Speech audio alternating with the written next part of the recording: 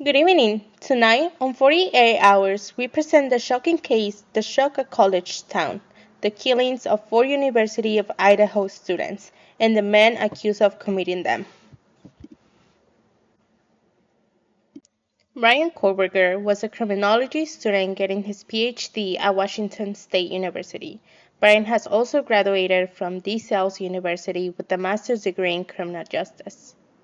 At the time of the incident, Bryan was 28 years old and he was arrested on December 30th in Pennsylvania.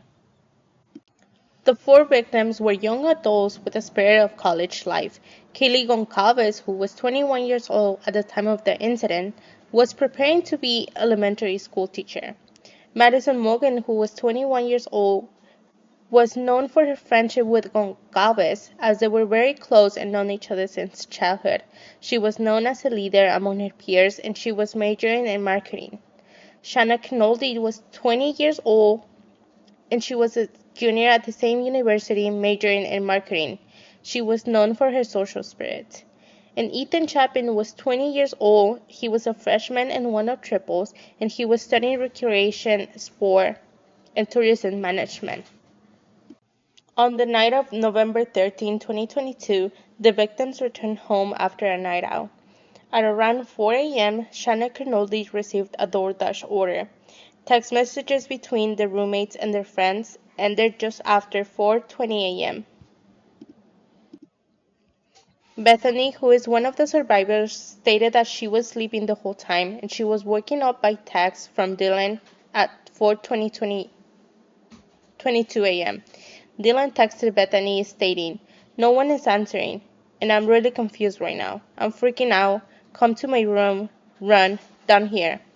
After some exchanged texts between Bethany and Dylan, she went downstairs with Dylan and the two stayed together.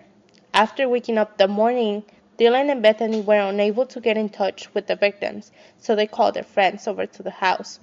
At 11:50 a.m. on Sunday, November 13, 2022, a 911 call was placed. Hunter Johnson, who is one of the roommate's friends, called 911. During the call, Hunter stated that Shanna passed out from drinking. However, as the call progressed, Hunter started noticing what really had happened. He started breathing heavily and crying. The phone was passed between several people and they began to understand how serious the situation was. One of the callers at one point said, "Something happened here. Something happened in our house and we don't know what."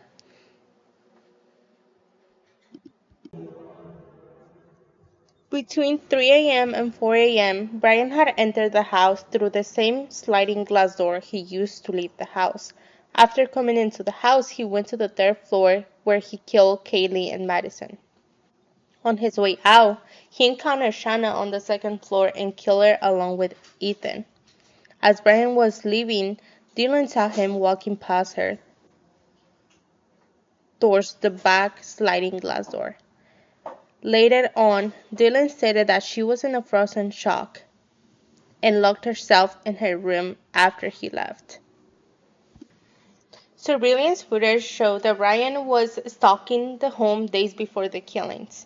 He left behind the knife with his DNA, where investigators used forensic genealogy to link him with the crime.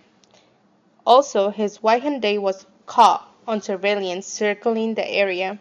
And finally, DNA from his family trash in Pennsylvania confirmed the match, leading to his arrest. In July 2025, Bryan was convicted and sentenced to life without parole.